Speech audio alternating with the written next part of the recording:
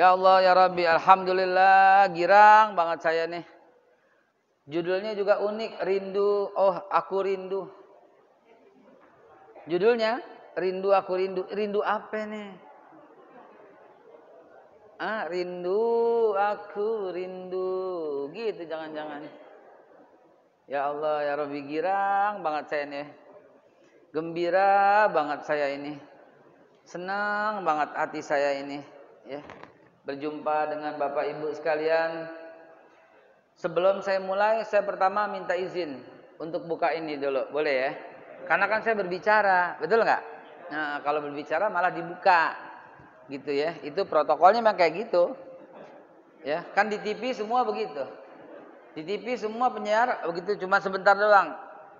Selamat pagi, kami dari TV One melaporkan, gitu. Iya kan? Dia pakai ginian cuma ini doang. Memang betul, emang prosedurnya begitu karena kita lagi berbicara. Ibu bapak sekalian, pertama dan utama sebelum saya ucap materi apapun, saya ingin ucapkan terima kasih yang sebesar-besarnya. Jazakumullah khairul jaza kepada panitia nih yang percaya, yang mengikhlaskan dirinya, yang mempercayakan dan membuat acara ini terselenggara. Wabil khusus anak remaja Islam Masjid Al-Ikhlas. Masya Allah.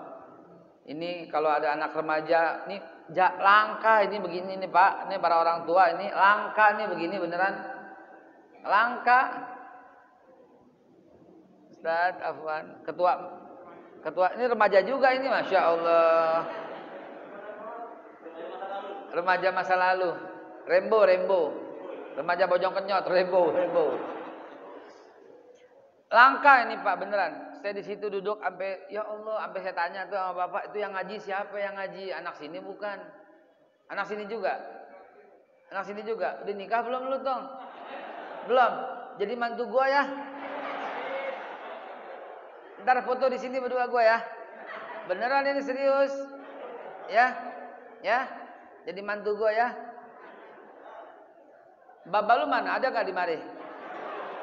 Besanan sama gua. Nyaman nanya. Ya. Masya Allah. Udah. Jadi mantu dah. Girang banget saya beneran. Ya, pertama saya ucapkan tadi terima kasih kepada pengurus masjid, DKM, imam dan seluruh jajarannya, pengurus-pengurus masjid ini semua. Jazakumullah khairul jaza. Ini terima kasih. Masya Allah. Saya tuh kalau udah kayak begini sebelum datang saya sujud syukur, saya doain semua pengurusnya. Allahumma bihaqqil Fatihah wa bi karamatil Fatihah wa bi sirril Fatihah wa bil mu'jizatil Fatihah. Ya Allah ya Rabbi, bil mu'jizatil Fatihah wa bi haqqi sayyidina Muhammad sallallahu alaihi wasallam wa ala alihi washabihi ajmain, dengan pangkat dan kedudukan dan sholawat Nabi Muhammad sallallahu alaihi wasallam, kami mohon kepadamu ya Allah, para pengurus masjid di sini, khususnya para ketua yayasan DKM Masjid Al-Ikhlas, ya Allah angkat semua derajatnya dunia dan akhirat ya Allah. Muliakan kedudukannya nanti bersama Rasulullah sallallahu alaihi wasallam di yaumil akhir ya Allah. Jadikanlah Masjid Al-Ikhlas ini sebagai kendaraan dalam melewati jembatan Shiratal Mustaqim ya Rabbi.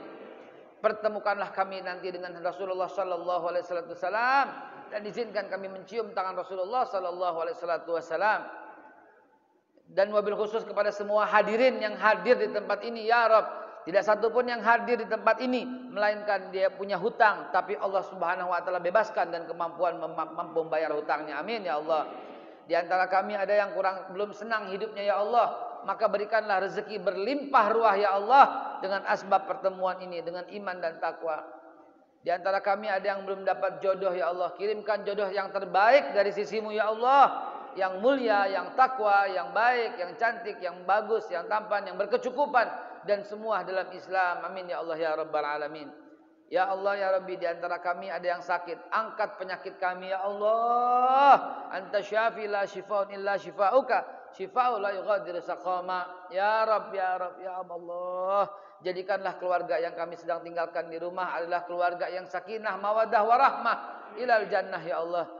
Percintakanlah kami hanya dengan pasangan kami, setiakan kami dengan pasangan kami, muliakan anak-anak kami ya Allah, berikan jodoh yang terbaik dari sisimu ya Rabb, muliakan kedudukannya agar setiap orang yang memandangnya penuh dengan rasa sayang dan cinta kasih. Amin ya Allah ya Rabbal Alamin.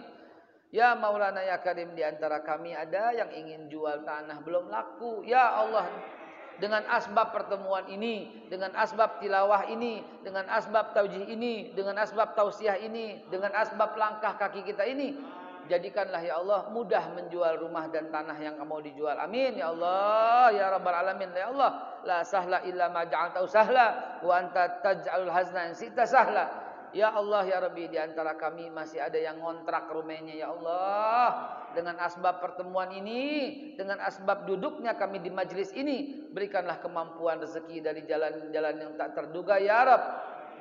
Aghrina bihalalika an haramika wa bi ta'atika amma syadik wa bi fadlika amman siwak. In kana rizqina fis sama fanzilhu ya Allah, wa in kana fil ardi fakhrijhu, wa in kana ba'idan fagharribhu, wa in kana mu'siran fayassirhu, wa in kana qalilan fakaththirhu, wa in kana katsiran fa'abrikhu, wa in kana haraman fatahhirhu bihaqqi duhaika wa bahaika wa jamalika wa quwwatika wa qudratika wa ismatik.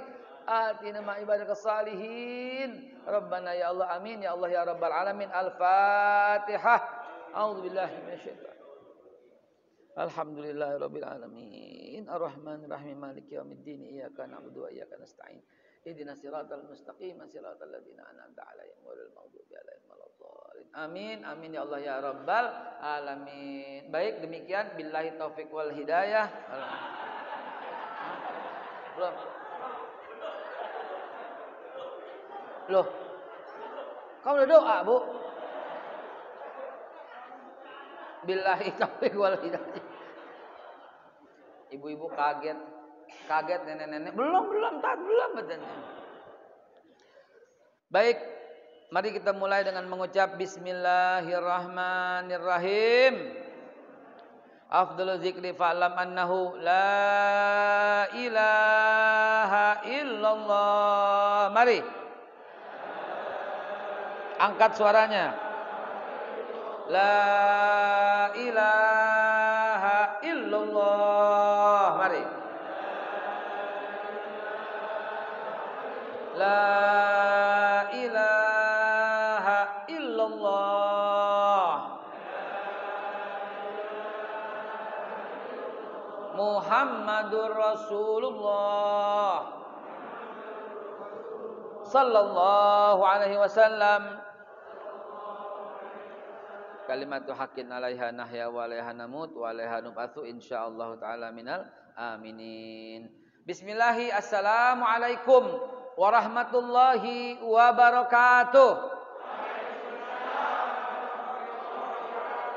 Alhamdulillah wa syukurillah ala ni'matillah wassalatu wassalamu ala Rasulillah Sayyiduna Muhammad ibn Abdullah wa ala alihi wa sahbihi wa azwajihi ajma'in wa tabi'in wa tabi'i tabi'in wa man tabi'ahum bi ihsanin ila yaumiddin wa alaina ma'hum bi rahmatika ya Allah ya arhamar rahimin. Ma'asyiral muslimin wa jumratal mu'minin rahimakumullah. Setelah kita mengawali dengan salam, setelah mengawali dengan hamdalah, setelah mengawali dengan salawat, maka yang berikutnya saya berwasiat, usikum wa nafsi bitaqwallah. Saya berwasiat untuk diri kita semua untuk bertakwa kepada Allah Subhanahu wa taala. Ya, faqad khaba, ya, celaka orang yang togo, yang ya berlawanan dengan takwa, ya. Beruntung, ya, faqad faza manittaqa, orang yang bertakwa. Dan Allah firmankan bagi orang yang bertakwa, salah satu dari sekian banyak cirinya adalah ya ayyuhalladzina amanu taqullah, hai orang yang beriman bertakwalah kepada Allah, wal tanzur nafsum ma qaddamat lighad. Hendaklah setiap orang, setiap diri melihat apa yang telah dia lakukannya lighadin, untuk hari esok. Wattaqullah innallaha khabirum bima ta'malun. Kenapa saya bawakan ayat itu? Ketika saya bilang wal tanzur nafsum ma qaddamat, saya tunjuk orang ini, teman-teman yang ada di sebelah kanan ini, lighad, tangan saya ke sana. Kenapa? Karena ini yang udah aneh enggak enak ngomongnya nih. mau bilang udah tua nggak sopan, mau bilang udah uzur kurang ajar, mau bilang udah apkir lebih parah lagi. Apa masa kita bilang udah kadaluarsa, lo kira barang. Yang udah senior, wal tanzur, dan hendaklah tiap diri melihat apa yang telah dia lakukannya. Ini lebih banyak. Lighat, saya ke sono buat hari esok yang masih panjang hari esoknya. Walaupun belum tentu, bisa jadi yang muda dipanggil duluan, ya, bisa jadi. Wallahu alam bisawab. Itu haknya Allah Subhanahu wa taala. Namun kita minta agar kita panjang umur dalam taat. Amin ya Allah ya rabbal alamin, dalam sehat dan taat, ya. Kata Kiai Maksum Bondowoso punya syair yang saya begitu dengar langsung jatuh hati dan hafal syairnya. Syairnya berbunyi, kereta api dinamakan sepur, yang di atas disebut kondektur.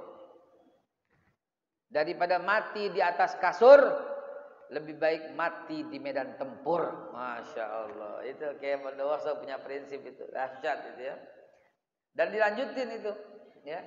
Berjuang mati, nggak berjuang mati. Lebih bagus mati dalam berjuang. Begitu katanya. Dahsyat memang beliau. Namun hari ini karena judulnya rindu, aku rindu, dan ada lintas generasi, ya, ada yang udah senior dan junior. Oh, saya belum terima kasih kepada Pak Polisi. Ya. Ini Polsek atau Polres? Polsek apa? Polsek Cipondoh, Bapak Kapolsek Cipondoh kalau begitu. Terima kasih kepada Bapak Kapolsek Cipondoh. Hadir nggak? Nggak, belum. Diundang nggak?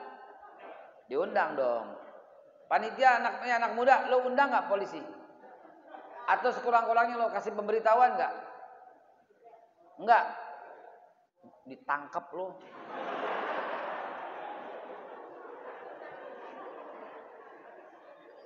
Ini kan masjid Ustadz, tidak mengganggu keramaian di luar. Orang suka bilang begitu. Tidak memerlukan izin gangguan, tidak memerlukan izin karena ini masjid. Betul, betul. Tapi layangkan surat, ya, supaya undang Pak Kapolseknya. Duduk di tengah kita di mare, kasih 5 menit sambutan. Pesannya apa dari pesan pemerintah, jadi nyampe ke bawah. Dan antara ulama dan umarok kudu bersatu. Betul apa enggak, Bu? Cakep enggak begitu? Karena kalau ulama sama umarok enggak bersatu, pasti hancur tuh umaroknya. Nah, mulai deh, mulai. Mulai. Lah, emang begitu sejarahnya. Ketika ada umarok yang tidak kompak sama ulama, udah pasti tuh umarok enggak umur panjang. Pasti hancur berantakan, udah pasti. Memang begitu sunatullahnya. Tapi salah kita kalau kita nggak ngundang. Pak Lurah dibilangin. Pak Lurah hadir, Pak Lurah. Pak Lurah mana Pak Lurah? Berhalangan, tapi dibilangin. Alhamdulillah. Pak Camat? Enggak. Pak RW, Pak RW? Pak RW? Enggak ada. Oh, Pak RW-nya polisi. Aman udah kita udah. Pak RT dah, Pak RT. RT banyak. Mana Pak RT? Salah satu. Pak RT ngaku nggak? Pak RT ngaku nggak? Nggak ngaku Pak RT-nya nih. Alhamdulillah. Kalau begitu enak. Karena biar bagaimana RT itu perwakilan, RW itu perwakilan, lurah perwakilan, camat perwakilan, apalagi polisi. Dengan bergabung dan kompak, ya, anak muda, Anda bilangin sekali lagi, kalau bikin acara jangan lupa kasih informasi, lalu undang. Kalau sampai nutup jalan harus izin beberapa hari sebelumnya, ada izin gangguan, ada resmi begitu. Dan sekarang dalam kondisi Covid, mesti ente bilangin sama polisi, biar beliau hadir di mari, atau Babinsa, TNI-nya dari unsur Kodamnya gitu datang supaya pengajiannya jadi enak, nggak ada saling curiga. Sekarang kan curiga, apa-apa dilaporin. Gua mimpi aja dilaporin. Betul nggak? Mimpi kita apa dipanggil bolak-balik. Kebeneran, kebangetan banget dah. Jangan salahin polisi. Jangan salahin polisi karena polisi berkewajiban melanjutkan laporan yang dilaporkan. Yang kebangetan yang laporin itu, Ji. Yang kebangetan yang laporin. Polisi juga gedek kali. Gedek banget jadi ada kerjaan, nanyanya bingung. Ustadz ngimpinya di mana? Ya gue bilang di kasur, Pak, di mana? Jawabnya bagaimana coba? Orang mimpi di BAP jawabnya bagaimana?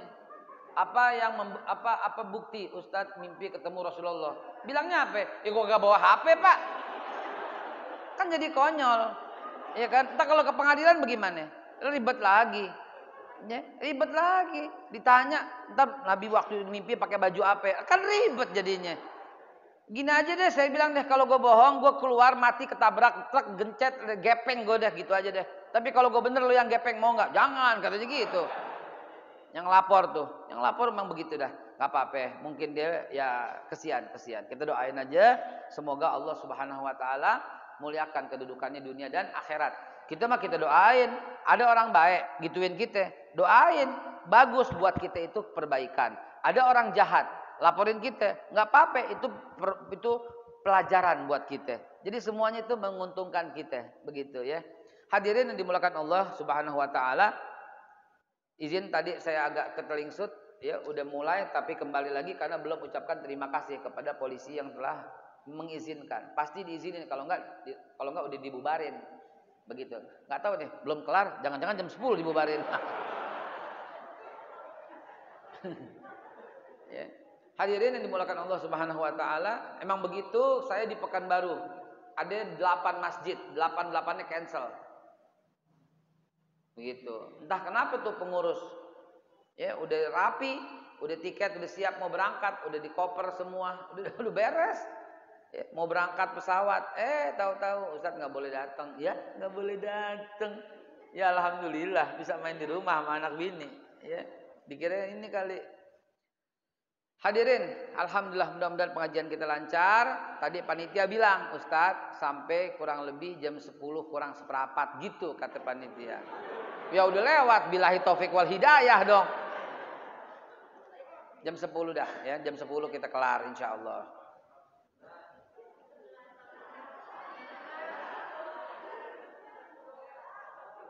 Iya, bentar, sabar. Karena ini lintas generasi, maka saya menyampaikan hal untuk lintas generasi, ya. Ayat yang saya bacakan tadi meminta kita untuk apa yang telah kita terjadi, kita lihat ke belakang, lighadin, nih buat anak-anak muda, lighad buat besok kayak apa. Begitu. Dan insya Allah materi yang saya bawakan ini materi yang betul-betul membuat kita rindu, begitu. Judulnya rindu, aku rindu, maka insya Allah rindu.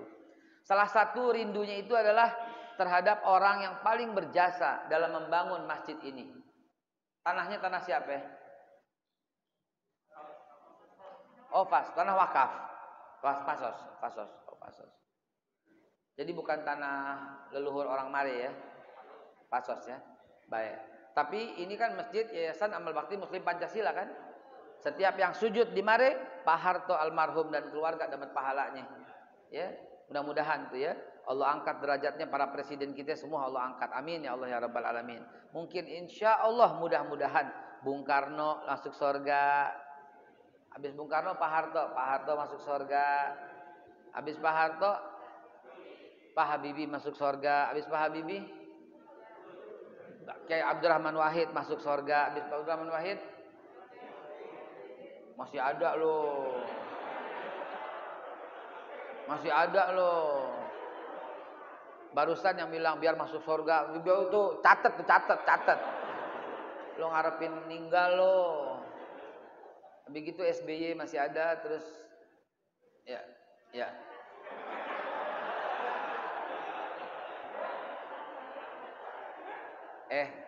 Ada undang-undang ITE. Tangkep lu ntar. Mudah-mudahan semua presiden kita sampai yang sekarang juga Allah jadikan mereka orang mukmin dan muttaqin. Yang udah meninggal Allah ampunin semua kesalahannya, dosanya hapus. Yang belum meninggal Allah juga angkat derajatnya dan diberikan hidayah oleh Allah Subhanahu wa taala. Hadirin, maka yang saya mau sampaikan, apa yang telah kita lakukan, apa yang bikin kita rindu, yang paling membuat kita rindu itu adalah kedamaian seperti dulu. Betul nggak? Ya Allah ya Rob. Anak muda, lo mungkin nggak ngerasain. Dulu kami ini yang udah tua, saya juga udah tua, cuma tampangnya aja umur 25. Ya. Sudah, ya, kita dulu, zaman dulu pulang sekolah, ini kita begini main. Kan lu enggak, lu main handphone di kamar. Itu yang kita rindu. Main galasin, main tokadal, main karet. Betul nggak main karet? Betul kan? Sekarang nggak pernah ada lagi. Dulu maghrib mak-mak ngaji wujud kidam bako. Sekarang drakor semua. Tuh ketawa nenek-nenek tuh lihat tuh. Nonton dia berarti itu. Yang kalau nggak drakor kan nggak ngerti. Ya kan drama Korea, itu artinya nonton. Tuh lihat, zaman sekarang. Saya ngajar ngaji dari tahun 86. Alhamdulillah, summa alhamdulillah. Dari tahun 86 Anda udah ngajar ngaji. Sampai ginari, alhamdulillah. Yang sedih, dulu itu rame banget. Begitu maghrib, wal asri innal insana lafi khusr. Lafi, terus didemennya lapi. Sekarang kagak ada lagi yang begitu. Itu yang bikin kita rindu. Dulu bulan Ramadan, dari mulai 1 Ramadan sampai Lebaran libur. Sekarang kagak pakai lagi yang begitu. Dosanya kayak apa tuh orang yang ngerubah tuh? Dosa besar yang ngerubah itu. Siapa yang pertama kali ngerubah tuh? Dosa besar. Zaman Pak Harto mah gak begitu. Separuh setelah belakangan berubah ya. Coba, dulu mah gak begitu. Dulu waktu zaman Pak Harto itu, kita punya kelom pencapir. Makanya ke pertanian suburnya luar biasa. Itu Malaysia, Singapura, Brunei, Thailand, Hong Kong, semua gegaras dari beras kita. Sekarang kita gegaras beras dari mereka. Vietnam. Kita itu negara kaya raya, superpower. Di tahun 1995, kita diusulkan sebagai anggota tetap Dewan Keamanan PBB. Oleh 80 negara. Sayang diveto sama 2 negara jahat. Negara jahat itu Amerika sama Cina.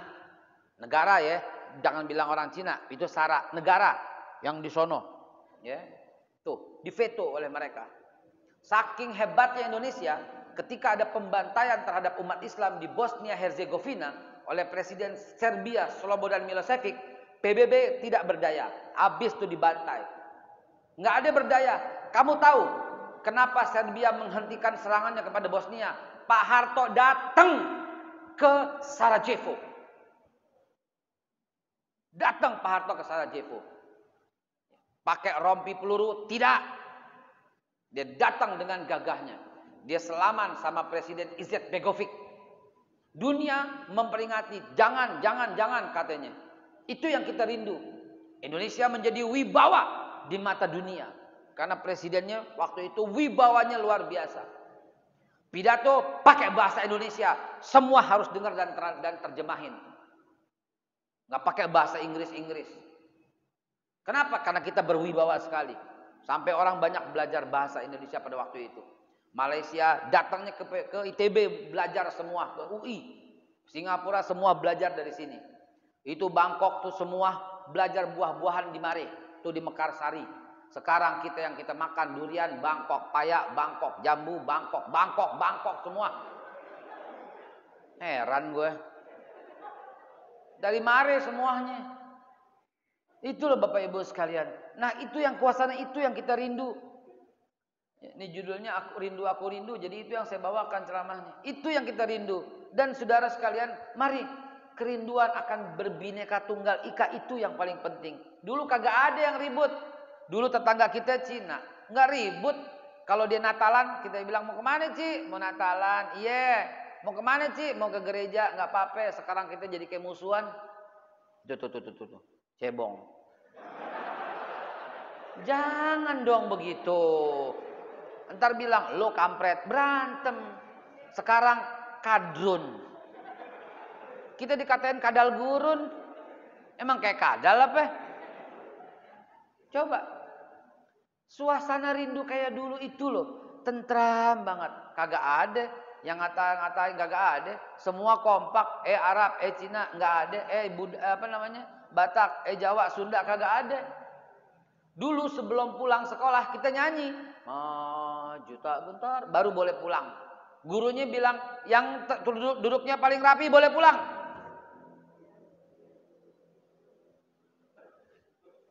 Rapi, panggil. Sebelum pulang satu lagu wajib. Padamu negeri. Boleh pulang. Yang lain begini. Betul apa enggak? Sekarang kalau ditahan begitu, Bu, pulang apa? Begitu kan? Betul enggak? Dulu kalau anak-anak berisik, guru saya Pak Kosasih namanya cukup cep. Coba sekarang anak-anak gurunya bilang Pak batuk Pak gitu. Mengkurang ajar anak sekarang. Suasana dulu tuh indah. Anak-anak muda ini orang tua sebagai saksi.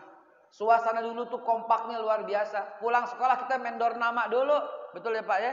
Main galasin, main tok kadal. Sekarang kagak ada yang main-mainan begitu. Perempuannya kalau nggak main dampu, main congklak, main karet. Sekarang mana ada gituan semua? Nggak ada.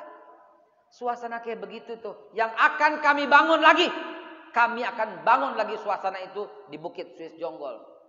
Kami pengen bangun satu peradaban baru seperti itu. Ini cita-cita saya. Alhamdulillah yang disambut. 180 hektar kami siapin kayak gitu. Untuk apa? Untuk sebagai contoh generasi berikutnya. Ini kalau udah jadi bangun dan terjadi ini contoh, maka insya Allah ntar perumahan lain harus mencontoh seperti itu. Agar apa? Generasi yang baru itu akan muncul dan muncul kembali. Bukan generasi yang egois, bukan generasi yang sendiri, tapi generasi yang jamaah. Ahlus sunnah wal jamaah juga sekalian. Bukan generasi yang saling bid'ah membid'ahkan. Bukan generasi yang saling kafir mengkafirkan. Bukan generasi yang togut mentogutkan. Tapi semuanya kompak berada dalam Bhinneka Tunggal Ika. Allah subhanahu wa ta'ala yang ciptakan kita berbeda. Kenapa sekarang kita mesti homogen? Allah yang ciptakan kita punya pikiran yang berbeda. Kenapa kritik gue dimarahin? Nah, mulai lagi. Kalau nggak nyempong nggak enak itu ya. Kalau nggak nyerempet nggak enak ya. Allah yang ciptakan berbeda. Ayuhan nas kata Allah. Inna khalaqnakum min dzakari wa untha. Wa ja'alnakum syu'uban wa qabailan lita'arafu. Inna akramakum indallahi atqakum. Manusia. Kami. Kata Allah yang ciptakan kalian dari laki-laki dan perempuan. Wa ja'alnakum syu'uban wa qabailan. Kami juga yang ciptakan kalian dari bersuku-suku dan berbangsa-bangsa. Lihat. Allah yang ciptakan. Kita nggak minta lahir dengan hidung yang mancung begini. Mulai. Kita nggak minta. Allah yang berikan. Nggak minta mata yang sipit. Nggak, Allah yang berikan. Nggak minta mata yang belok. Nggak. Allah subhanahu wa ta'ala yang berikan. Kenapa kita bedakan itu semua? Saudara sekalian, jangan pernah lakukan itu. Allah subhanahu wa ta'ala ciptakan Indonesia. Kalau boleh dibanding-bandingkan, mohon izin. Indonesia negara yang Masya Allah, Tabarakallah, Summa Alhamdulillah. Nggak ada negara yang lebih dahsyat seperti Indonesia ini, saudara. Dari sisi apa coba? Dari sisi segalanya. Tapi miskin, siapa bilang? Cuman belum kebagian.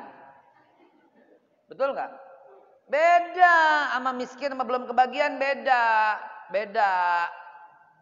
Secara negara, kata Pak Kwik Kian Gi, mantan Menteri Perekonomian terbaik yang kita punya di zaman Megawati Soekarno Putri. Bapak Kwik Kian Gi kemarin berkatanya, sial-sialnya paling apes Indonesia itu negara nomor 2 terkaya di dunia. Itu sial-sialnya. Nomor 1 siapa? Amerika. Tapi dari mana Amerika kaya? Dari cadangan emasnya yang berlimpah. Kalau ditelusuri lagi, dari mana Amerika punya emas sebegitu banyak? Freeport. Itu dia. Emang ente bilang Malaysia kaya? Enggak ada apa-apanya kalau banding sama Indonesia. Brunei kaya dari mana? Minyak. Kaya karena penduduknya cuma 600.000, Bu. Punya kilang minyak 7. Dibagi ya terang aja. Indeks pendapatan per kapitanya jadi tinggi. Kalau dibagi per kepala. Ya kan? Emas dia punya nggak? Timah? Boksit? tembaga, uranium, nikel, mana ada. Kalau mau urut-urutan kaya, bukan indeks pendapatan per kapita. Itu akal-akalan kaum liberalis Amerika. Kalau mau kaya, keluarkan sumber daya alam yang ada. Itu namanya domestic gross bruto. Yang ada di bumi ini keluarin, itulah kekayaan kita. Itu yang sebenarnya kekayaan. Minyak dari pangkalan susu sehari berapa itu? 2.200 BOPD, barrel oil per day. Liriknya, rambanya, rantaunya, pangkalan bunyi, waduh, elah semua Prabu mulihnya, Masya Allah.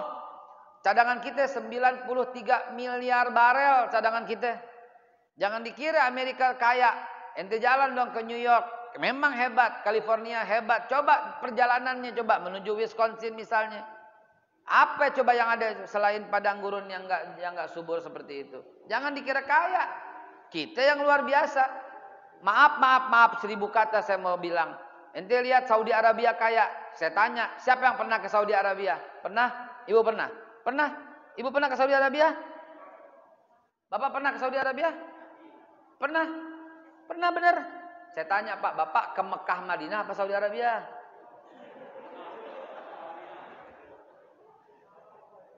Baru ke Mekah Madinah.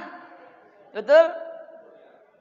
Iya, lihat Saudi Arabia secara keseluruhan. Jalan darat ke Riyadh, apa yang ente lihat? Yang disias memang Mekah Madinah, hebat, kaya. Coba lihat perjalanannya. 1 kilo aja Pak keluar kota Madinah. Tukang minta-minta yang ada. Betul apa tidak? Ke Gunung Uhud. Parkir mobil naik ke atas sebentar ke gunung yang sebelah kiri tempat Rasulullah jatuh. Apa isinya? Tuh Pak. Bukan saya banding-bandingin, bukan. Beda ente jalan naik mobil dari Jakarta sampai Surabaya. Isinya apa coba? Masya Allah. Sawah di kiri kanan. Begitu lewat tol baru keluar jalan tol Bandung ada yang jual tahu. Emang ada di Saudi tahu. Betul nggak? Setiap menit lewat lagi masuk baru perbatasan Cirebon ada empal gentong. Bener nggak? Ada Brebes ada telur asin, betul nggak? Sampai Pekalongan batiknya luar biasa dibeli sama orang sedunia, masuk ke Tanah Abang, betul? Sampai Tanah Abang adalah pusat grosir sedunia, paling gede itu grosir tekstil sedunia di Tanah Abang. Coba bandingin itu. Indonesia itu Allah berikan itu dahsyat sedahsyat-dahsyatnya. Belum lagi Kalimantan yang sekarang udah pada gundul. Belum lagi Sumatera, belum lagi hasilnya yang di Sulawesi. Allahu Akbar, dahsyat sedahsyat-dahsyatnya. Mereka satu bahasa. Dari ujung Australia sampai ujung yang lain semuanya bahasa Inggris. Sukunya cuma 2, pendatang bule sama suku asli aborigin. Bilang negara kaya, coba ke Darwin, dari Perth ke Darwin isinya apaan? Pasir semua. Kelihatannya kaya, ya jelas penduduknya cuma 16 juta, 17 juta. Sama Tangerang aja kalah. Betul nggak? Penduduknya. Coba. Jangan dikira Pak, itu semua potensi. 262 juta jiwa di Mare.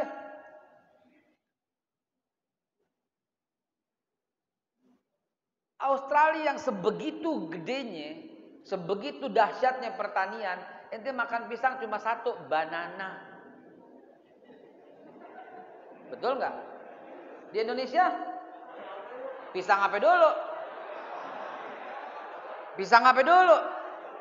Pisang Ambon, pisang Kepok, pisang Uli, pisang Nangka, pisang Mas, pisang Raja, Raja Bulu, Raja Siem. Betul nggak? Pisang Uli, pisang Tanduk, pisang Batu, pisang Mas, pisang Lampung, pisang Barangan. Dia elah nggak kelar sampai jam 12 ngomong pisang doang. Pisang Pak, baru pisang. Di luar negeri banana, selesai. Ini kekayaan yang kita kadang-kadang nggak ngeh. Betul nggak? Di luar negeri orange, paling jauh Sunkist. Udah, kita jeruk Bali, jeruk nipis, jeruk Medan, jeruk Siam. Hah? Coba sebut. Nggak kelar ini. Ya. Jeruk Pontianak, jeruk ya Allah, jeruk aja belum lagi buat nyayurnya, jeruk limau, jeruk nipis, jeruk Siam. Belum nggak? Ya Allah. Datang deh ke Saudi, beli deh mangga cuma satu. Selesai mango. Kita mangga golek, mangga Indramayu, mangga harum manis, mangga kelepok, mangga bembem, mangga gincu, mangga apel, mangga kebembem, mangga mana lagi? Belum lagi manisan mangga. Ya Allah ya Rabb, itu nggak bisa kita abaikan Pak. Memang kagak ada negara yang kayak begini. Bahasa mereka Saudi Arabia dari ujung ke ujung bahasa Arab satu. Suriah nggak akur berantem, bahasanya bahasa Arab, satu bahasa. Kita berapa bahasa Pak? 630 bahasa. Tuh. Suku di Afghanistan empatnya berbeda pendapat dan ribut. Di Palestina 2 partai, nggak bisa menghadapi Israel karena nggak pernah akur. Di Indonesia ada berapa suku? 714 suku. Coba. Eropa sekotak masing-masing cuma dapat satu pulau, satu kotak. Australia yang segede gitu satu, berpisah dengan darat semua. Kita ada berapa pulau? 13.769 pulau. Coba. Apa nggak lihat hebatnya Indonesia? Anak muda, saya jelasin seperti ini yang ente kagak dapat di sekolah. Apalagi daring gue ngadepin lo semua. Darah tinggi gue ngadepin semua. Betul apa enggak? Pancasila, satu, ketuhanan gitu. Yang emak-emak tuh viral tuh ngajarin itu. Yang Maha Esa, yang Mana Esa. Maha itu. Ngajarinnya sampai keluar otot. Maha, Mana Esa gitu ya. Korban TikTok ini, ampun Bang jago gitu. Hadirin yang dimulakan Allah, setelah otak kita terbuka, saya ngeliat jam terus 10 menit, 15 menit saya udah bicara 15 menit untuk membuka cakrawala pertama. Yang 15 menit kedua, apa yang mesti kita lakukan? 15 menit ketiga, bagaimana closingnya supaya itu terjadi bukan omong kosong semata. Jadi 15 menit. 15 menit pertama saya sudah sampaikan biar otak kita terbuka bahwa Allah berikan Indonesia luar biasa. Oh Amerika hebat Ustadz, jalan deh ke Amerika. Berangkat sono ke Amerika biar saudara lihat. Hebatnya itu cuma di film Rambo. Hebatnya cuma di film Clint Eastwood. Tua banget Clint Eastwood. Di film apa sekarang? Ya Denzel Washington atau apalah. Hebatnya itu di film. Datang ke sono. Lihat yang hebat tuh New York gitu loh. Keluar dari New York jam malaman dikit aja matahari terbenam, berani nggak jalan di lorong-lorong gedung yang tinggi di New York? Berani nggak? Kagak ada yang berani Pak. Semuanya orang-orang, maaf ya, orang-orang Negro yang hidup di kolong jembatan, yang baru keluar malam hari, yang kalau kita lewat, man, $1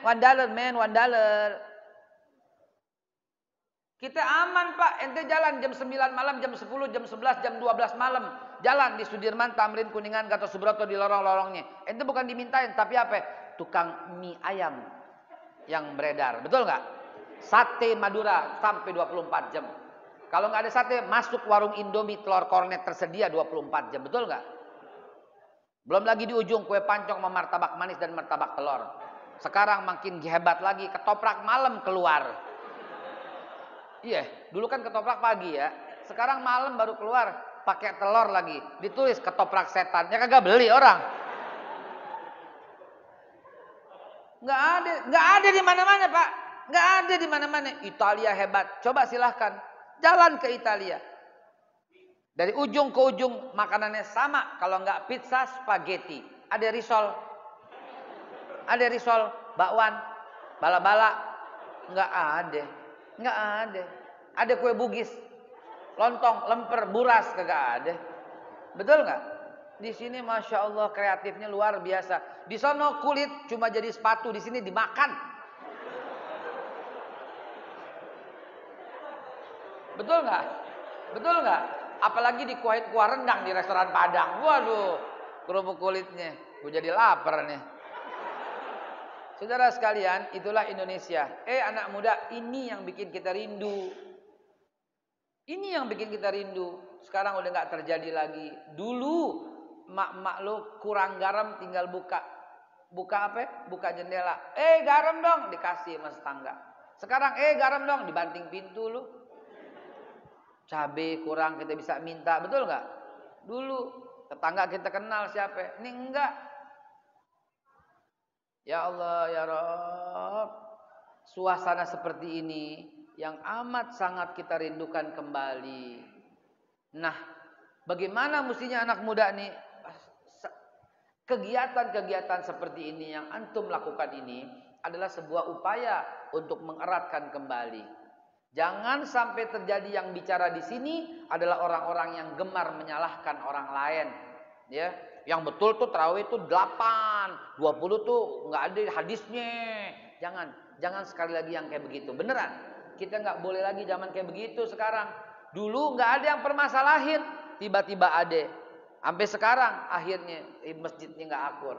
Oh, di situ 8, situ 20, di sini pakai kunut, di situ nggak pakai kunut, akhirnya berantakan. Jangan sekali. Ini bid'ah, nggak dicontoh sama Nabi, sesat, menyesatkan. Ngajinya baru 6 bulan, habis ngaji semua orang dibid'ahin. Ini bid'ah, baru 6 bulan. Coba, apa itu begitu? Maulid bid'ah, pengajian nggak boleh. Ini bid'ah, itu bid'ah. Tahlil nggak boleh bid'ah. Jangan dong. Ente nggak mau, nggak apa-apa. Ente nggak mau, silahkan. Tapi kalau yang mau, jangan ente katain dong. Wala tuzakku anfusakum, wallahu a'lamu bimanittaqo. Jangan paling suci diri, jangan. Tapi kan nggak dicontoh sama zaman Nabi. Tapi ini metode. Memang nggak perlu contoh kalau metode, yang diperlukan kreativitas tuh. Susah ngumpulin orang. Zaman Wali Songo dulu, kalau kematian pada ngumpul. Nah, Wali Songo mengisinya dengan itu. Tuh. Apalagi kalau kita buka kitab klasik. Gitu. Kalau buka kitab klasik, ya, yang namanya Syekhul Atha, itu zaman tabi'in yang masih ketemu dengan sahabat. Dia tabi'in Atha itu yang kalau orang 7 hari baiknya kumpul lagi, beri sedekah. Itu 7 hari 7 malam orang meninggal, tiap hari ditahlilin, kemudian dikumpulin orang, dibagi sedekah. Itu ada di tabi'in. Makanya ngajinya yang lamaan dikit gitu loh. Dikit-dikit bid'ah. Jangan dikatain orang bid'ah. Cukup bilang mainnya kurang jauh. Kalau dikatain berantem lagi gitu ya.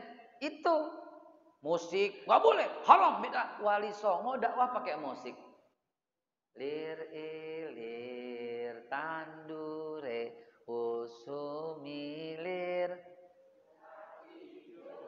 royo royo tasenggu temanten anyar cah angon bocah angon penek no blimbing kuwi lunyu penek no kanggo basuh dodotiro kumitir bedak ing pinggir dandomono jlumatono kanggo sebo mengko sore mumpung padang rembulane mumpung jembar kalangane yo surah yo enak banget tuh. Bid'ah ya, bid'ah. Kok bid'ah? Ini kan lagi ngajak orang supaya mau ke masjid. Karena bahasanya Jawa, dibikin lagunya Jawa.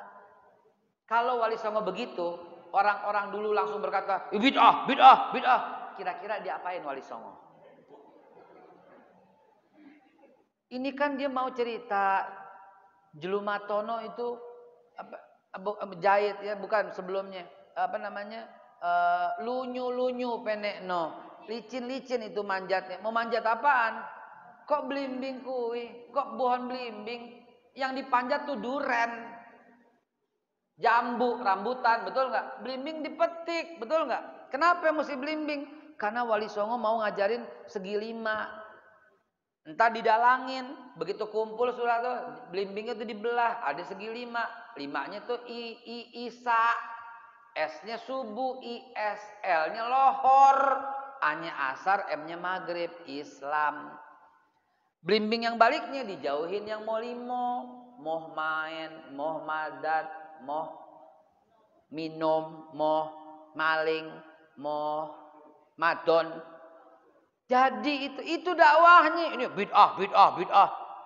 Saya penasaran sama orang yang sering banget ngatain orang bid'ah.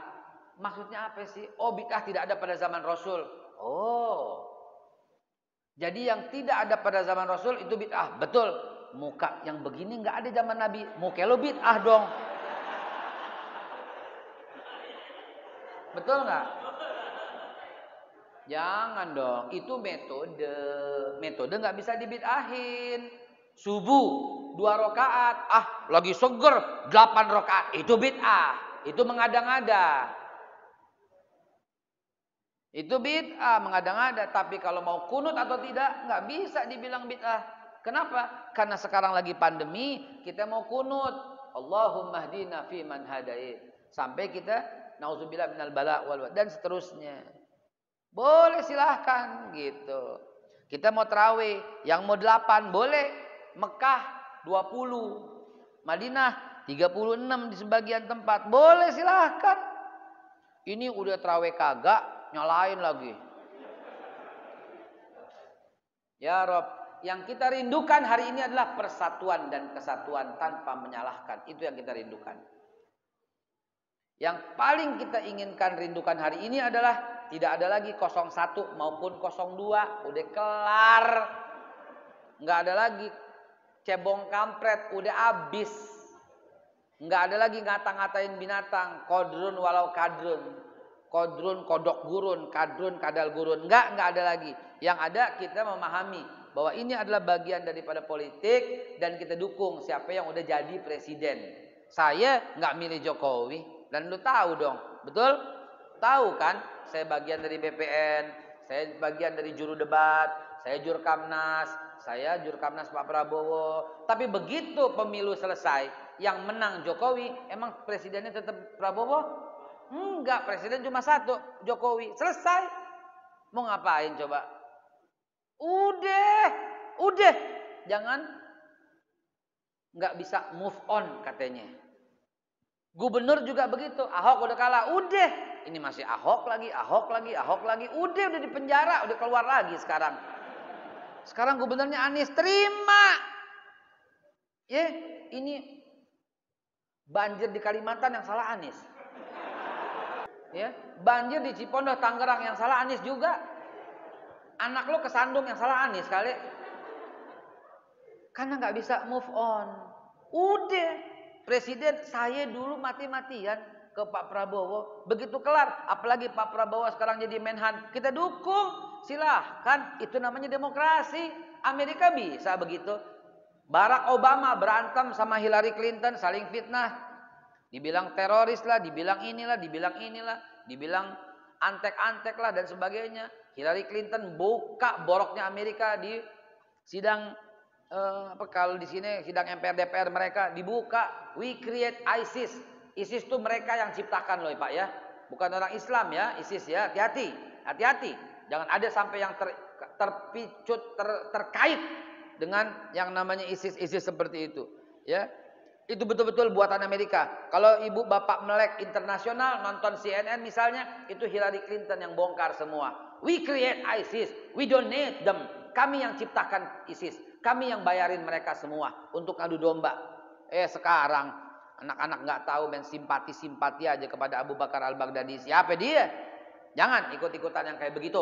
Islam Ahlus Sunnah wal Jamaah di Indonesia ya, yang sesuai dengan budaya kita semua ini adalah yang rahmatan lil alamin. Nggak usah ikut-ikutan ibadah-ibadah impor kayak begitu. Nggak usah ikut-ikutan akidah-akidah yang dimasukin kemari. Tidak perlu. Ajaran para ulama-ulama kita udah top markotop. Ambil semua tuh. Wali Songo dakwahnya hebat luar biasa.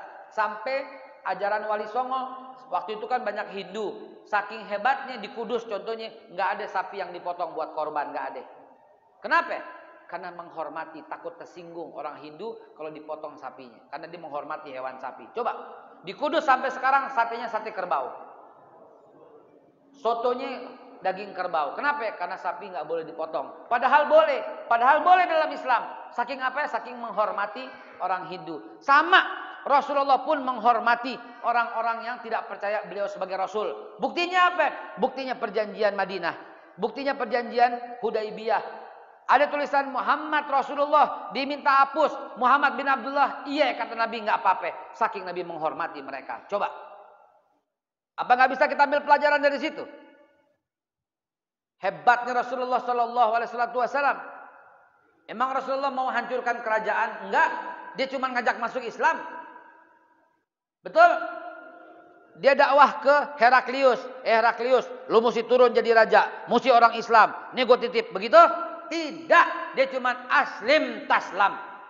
Dari situ kita bisa ambil pelajaran bahwa dalam Islam tidak ada pemerintah yang baku. Catat. Kerajaan boleh, yang penting adil bagi rakyatnya. Demokrasi boleh, yang penting adil bagi rakyatnya. Pancasila boleh, yang penting adil bagi rakyatnya. Federasi boleh, yang penting adil bagi rakyatnya. Bentuk negara serikat boleh, yang penting adil bagi rakyatnya. Karena bagi Islam yang penting adalah keadilan seorang pemimpin. Buktinya apa? Buktinya Nabi tidak hancurkan Heraklius. Cuma diajak masuk Islam. Buktinya Nabi kirimkan surat kepada kerajaan Najasyi, Manggus. Buktinya Nabi kirimkan surat kepada kerajaan Persia. Tidak ada yang diminta berubah. Tuh. Jangan ini semua mesti hilang. Semua nggak bisa begitu saudara dalam hidup yang zaman sekarang begini. Semua ada perkembangannya. Ma'asyiral muslimin wa jumratal mu'minin rahimakumullah. Suasana seperti itu mesti kita kembalikan lagi. Mesti kita buka sejarah. Itu sebabnya salah satu saya datang kemari, saya bawa oleh-oleh kepada Bapak Ibu sekalian. Perjuangan menegakkan tauhid.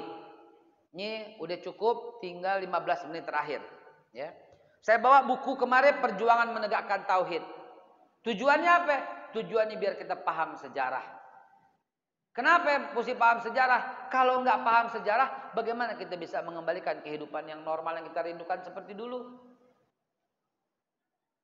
Sampai-sampai sekalian saya bawa teman-teman yang membangun sebuah peradaban baru, Tadabur Alam di Bukit Swiss Jonggol. Kenapa? Karena di sana akan kita buat satu komunitas baru seluas 180 hektar untuk membangun satu komunitas yang menjadi percontohan.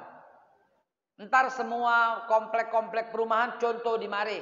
Makan malamnya bareng di masjid. Begitu. Ya, kalau sekarang masa pandemi mungkin nggak bisa. Kedua semuanya kompak.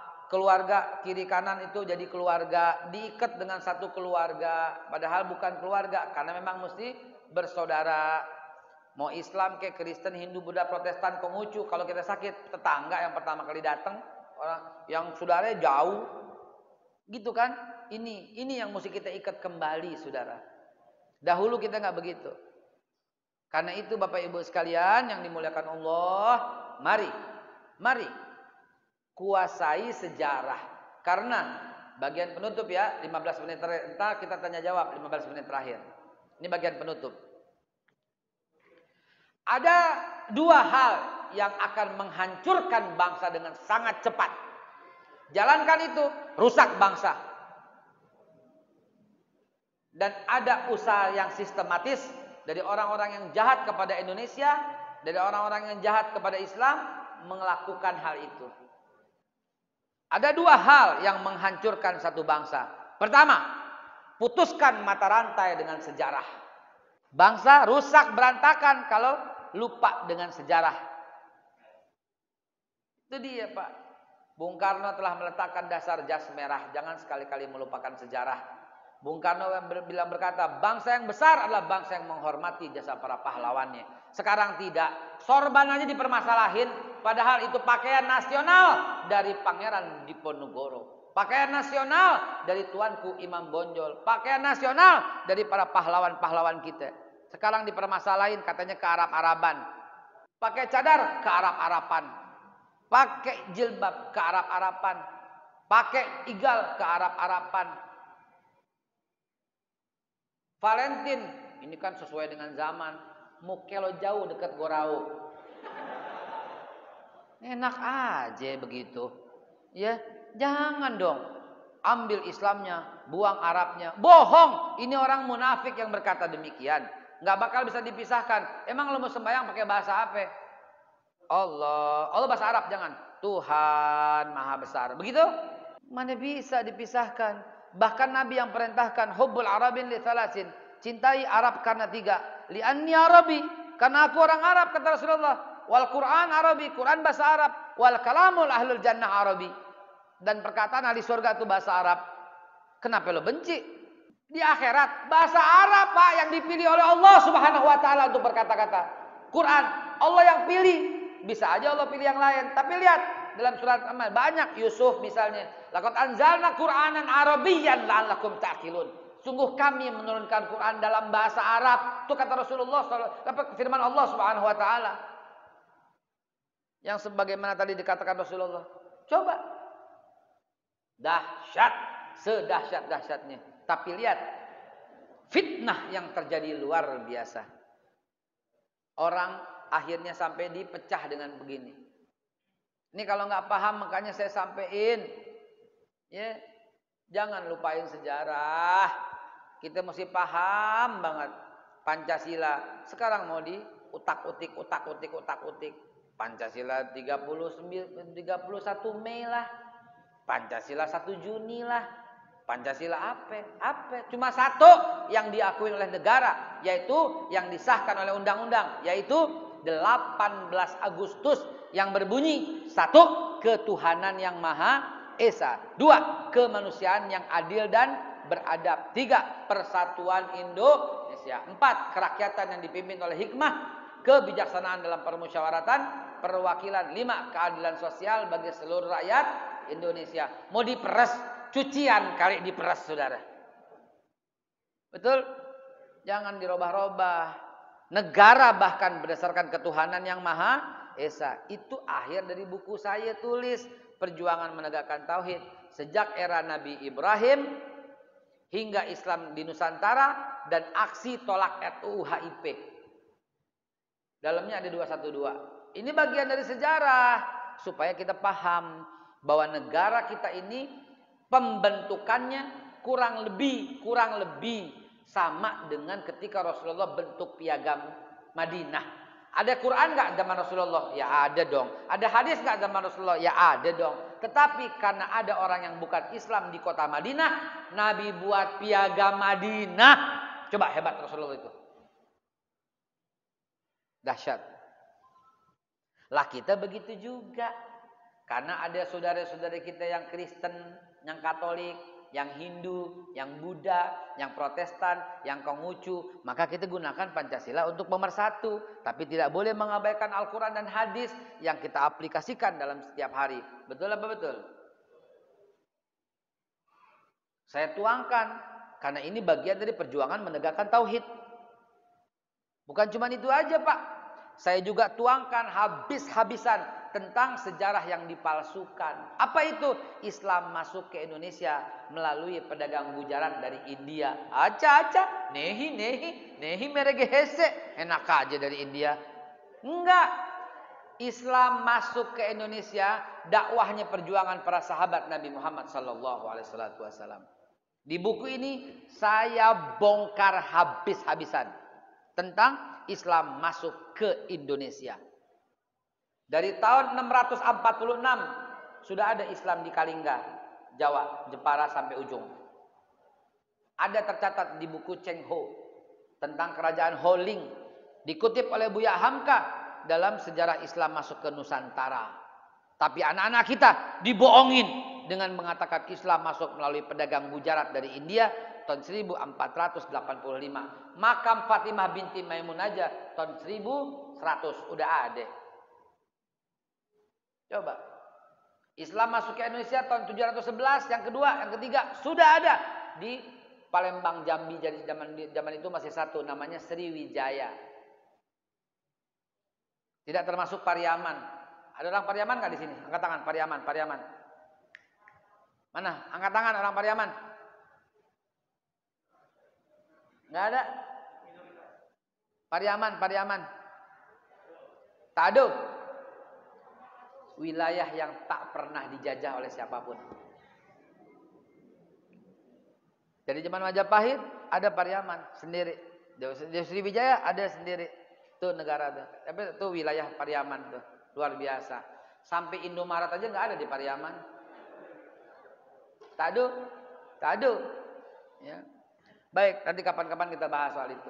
Tapi yang penting, yang paling penting itu adalah yang saya mau sampaikan adalah Bapak Ibu tolong miliki buku ini. Gratis, masih nggak mau juga. Panitia, anak-anak remaja, ini gratis loh. Gratis, cuma terbatas. Ya, dan cuma diminta ganti ongkos cetak. Iyalah. Iya, gratis. Kalau nggak gratis ini kan mahal. Ini digratisin, cuma ganti ongkos cetak. Sama ganti distribusi. Sama ganti buat yang jaga. Sama ganti bensinnya. Dah, gitu doang. Kenapa saya maksa begitu? Karena nggak ada di sekolahan. Tahun 711, Khalifah Umar bin Abdul Aziz mengutus utusan ke zaman kerajaan Raja Sri Indra Farman untuk mengajak mereka masuk Islam. Bukan pedagang mujarat. Bahkan tahun 625 sampai 635-an itu Rasulullah masih ada. Karena Rasulullah wafat tahun 632. Sahabat yang daripada keluarga keturunan Abdullah bin Mas'ud sudah tiba di Aceh dan wafat di Sibolga yang kita sebut makam tinggi daerah Kabupaten Barus di Sibolga sana. Betul? Pak Jokowi pernah hadir ke sana dengan membawa anggota dari organisasi konferensi Islam pada waktu konferensi OKI di Bandung. Diajak ke makam tinggi untuk melihat makam para sahabat Nabi. Presiden aja ngakuin. Coba, masa buku sejarah nggak direvisi? Mesti direvisi, harus direvisi. Kita menuntut kepada DPR RI, wabil khusus kepada Bapak Menteri yang terhormat Bapak Nadiem Makarim. Revisi. Ustadz ngomongnya berani banget, biarin. Tadi panggil lo, sebodoh. Preketek. Sebodoh, ting. Yang penting kita sampaikan, saya protes. Kalau dibilang Islam masuk ke Indonesia melalui pedagang mujarat dari India, saya protes. Kenapa? Makamnya ada. Kuburannya ada. Kemarin Bapak Fadlizon baru mendapatkan koin, 46 koin dari zaman kerajaan Majapahit yang bertuliskan kalimat La ilaha illallah. Coba. Pedagang mujarat tuh. Zaman Genghis Khan Kubilai Khan masih berkuasa, ya. Kubilai Khan masih berkuasa tahun 1300 gitu ya. Itu udah ada datang kemari utusannya. Dan kalah dengan perang yang dilakukan oleh kerajaan Singosari. Dengan kerajaannya pada waktu itu Kertanegara. Bukan Jalan Kertanegara, itu rumah Pak Prabowo. Ini kerajaan Kertanegara. Coba. Ini mesti dibongkar biar anak-anak kita tahu. Dan Masjid Al-Ikhlas, saya minta tolong satu orang perwakilan dari masjid sini harus menjadi agent of change-nya daripada saya. Kenapa? Karena abis ini buku jilid 2 jadi kita ajukan ke DPR RI untuk minta dengar pendapat supaya kita disampaikan dan duduk bersama Menteri Pendidikan untuk kita minta robah. Saya kan salah satunya kan harus duduk rapat. Nah ini anggap aja sebuah rapat untuk merubah dan meluruskan sejarah. Setuju? Berani? Takbir? Saya minta ada ntar di sini perwakilan. Ntar di buku yang kedua ada perwakilan Masjid Al-Ikhlas Cipondoh Tangerang. Supaya apa? Supaya kuat kita majunya ke DPR RI. Bahwa ini adalah aspirasi umat, aspirasi masyarakat yang ingin meluruskan ini. Dan kemudian kita luruskan juga di buku sejarah bahwa Nabi Ibrahim tidak pernah menikah dengan budak yang disebut Siti Hajar. Dia adalah anak Raja Hyksos. Saya tuangkan di buku ini sampai detail ayahanda daripada Hyksos, yaitu raja yang bernama Raja Hyksos. Itu raja yang lurus dan baik. Ya. Raja Hyksos itu dibunuh oleh Raja Amr bin Amru. Amr bin Amr itu mengambil istri Raja Hiksos dan dipermaisurinya dijadikan istri. Dan anak-anak Raja Hiksos ditawan, dipenjara. Salah satunya dijadikan pembantu yang namanya Siti Hajar yang kemudian diminta nikah oleh Nabi Ibrahim. Disuruh nikah sama Nabi Ibrahim. Bukan budak. Saya luruskan di buku ini. Enak aja bilang budak. Tidak. Tidak. Wallahi tidak. Ya. Banyak sekali literatur yang mengatakan demikian. Ketika Nabi Allah Ibrahim berjumpa dengan Raja Amr bin Amru, Amr bin Amru tertarik dengan Siti Sarah dan ingin menikahinya. Dalam hadis sahih riwayat Tirmizi, Nabi Ibrahim berkata, "Wahai Sarah, jagalah kehormatanmu untukku. Karena kalau aku berkata kau istriku, maka raja akan membunuhku dan tidak ada lagi orang Islam di muka bumi." Begitu kata Nabi Ibrahim. Jadi bersiasat supaya tidak ketahuan bahwa itu istrinya. Maka ketika ditanya, dibilang ini saudariku. Selamat. Akhirnya Nabi Ibrahim dinikahkan oleh Sarah.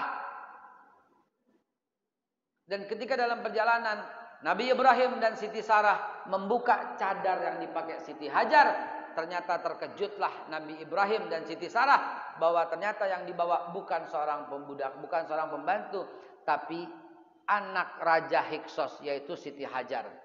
Itu ada, silahkan buka kitab Tarikh At-Tabari, silahkan buka Qasasul Anbiya Ibnu Katsir, silahkan buka Ibnu Hajar Al-Asqalani, cerita begitu semua.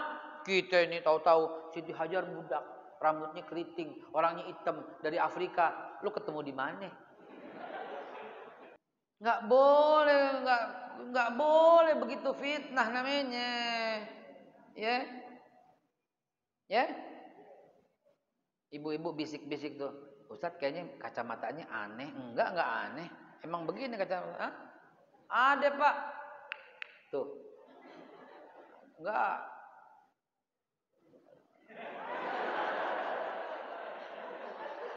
Terang, walau nggak ada kacanya terang. Kalau begini buram saya. Kalau begini terang, ya, nyaru. Jadi Ibu Bapak sekalian, saya minta tolong dimiliki, dibaca. Itu di bawah ada, ya, Bu, baca, baca. Jangan pelit-pelit. Buat makan 200.000 sekali makan bisa. 300.000 di restoran bisa. 1 jam jadi tokai. Betul nggak? Kalau bilang tai kan nggak sopan. 1 jam jadi tokai, betul? Nah, mendingan buku. Bisa bertahan lama. Cerita bab 1, anak ceritain. Nah, sampai ntar ibu kaget baca buku ini. Saya tulis di buku ini, Fir'aun agamanya Islam. Bingung? Siapa yang pegang Quran? Ustaz, antum pegang, Ustaz? Ustaz, pegang? Buka surat 10, surat Yunus, ayat yang ke-90. Baca yang keras. Tuh, ibu udah dapat duluan tuh. 90. Kalah lu sama nenek-nenek. Kasih mic-nya, baca artinya Bu biar cepet. Tuh. Kaget kan? Fir'aun berkata, "Dan aku termasuk orang muslim." Tapi ditolak oleh Allah. Lihat itu, Pak, dengan kacamata yang berbeda. Makanya saya tanya, apa agamanya Fir'aun? Dia ngakunya beragama Islam, tapi ditolak oleh Allah Subhanahu wa taala karena balagatil qulm ini loh, udah sampai ke tenggorokan. Jangan lihat tenggorokannya, lihat sejarahnya bahwa Fir'aun mengaku beragama Islam sehingga kita berkesimpulan. Bu, ibu masih pegang, Bu? Bu, mundur. Ayat yang suratnya sama, surat Yunus ayat yang ke-84. Coba ibu baca. Nih, Musa berkata nih sama Bani Israel. Musa berkata sama Bani Israel, sama orang Israel. Baca. Tuh, bertawakallah kepada Allah wahai Bani Israel jika kalian benar-benar orang muslim. Ayo. Itu yang saya tulis di buku ini. Jangan lagi ada orang yang berkata Nabi Musa membawa agama Yahudi. Dari mana dalilnya? Dari mana dalilnya? Bahkan Nabi Isa mengajak orang kepada agama Islam. Surat 61, surat Sof, ayat 5, 6, 7. Kepanjangan, gue bacain deh. Wa isqala Isa bin Maryam ya bani Israil inni Rasulullah ilaikum musaddiqan lima baina yadayya minat Taurat wa mubasysyiran bi rasulin yati min ba'di ismuhu Ahmad. Falamma ja'ahum bil bayyinat qalu hadza sihrun mubin. Wa man azlamu mimman iftara 'ala Allahil kadziba wa huwa yud'a ilal Islam tuh. Padahal mereka diajak kepada Islam tuh kata Nabi Isa alaihissalatu wassalam. Ini enggak, Nabi Isa bawa agama apa? Nasrani. Kalau Nabi Musa Yahudi. Nabi Ibrahim Hanif. Enak aja. Nabi Ibrahim pun beragama Islam. Surat Al-Hajj ayat yang terakhir. Millati abikum Ibrahim wa huwa sammakumul muslimina min qabl. Ikuti agama bapak moyangmu Ibrahim kata Allah. Wa huwa sammakumul muslimina min qabl, dan dia Allah telah menyebut kalian orang Islam sejak dahulu. Al-Baqarah 132. Wa wassa biha Ibrahim banihi wa Yaqub. Ya baniya innallaha astafa lakumuddin fala tamutunna illa wa antum muslimun. Hai anakku, kata Ibrahim kepada anak-anaknya, demikian pula Yakub kepada anak-anaknya. Innallaha astafa lakumuddin. Allah telah menetapkan, memilihkan, menentukan agama ini buat kalian. Fala tamutunna illa wa antum muslimun. Jangan kalian mati melainkan dalam keadaan beragama Islam. Tuh. Lah kenapa anak sekarang kagak paham? Injil kitabnya orang Kristen. Injil itu kitabnya orang Islam yang hidup pada zaman Nabi Isa. Taurat kitabnya orang Islam yang hidup pada zaman Nabi Musa. Zabur kitabnya orang Islam yang hidup pada zaman Nabi Daud. Suhuf itu kitabnya orang Islam yang hidup pada zaman Nabi Ibrahim. Jelas apa jelas? Itu yang kita perjuangkan dengan dalil yang kuat. Kalau itu nggak bisa masuk kurikulum, minimal koreksi dong. Islam bukan agama paling belakang. Minimal mengatakan Islam masuk ke Indonesia sejak zaman para sahabat Nabi. Ini buktinya, ini kunjungan Presiden Jokowi, ini Sibolga, ini daerah Barus, ini semua kita sampaikan begitu. Ya Pak, bawa bukunya ya. Apa semua mesti milikin? Jangan pelit-pelit, kenapa loh? Ya Bu ya, milikin. Buat bapak-bapak taruh 20 biji deh. Buat emak-emak taruh 20 biji dah. Ya? Ya? Ya? Ya? Ya?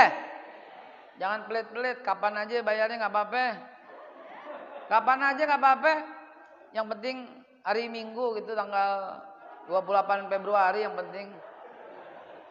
Ya maksudnya sorean nggak apa-apa, sorean dititip sama pengurus. Bapak Ibu sekalian, saya akhiri dengan bukan omong kosong. Bukan omong kosong. Saya akhiri, saya tutup dengan bukan cuman buku yang saya siapin.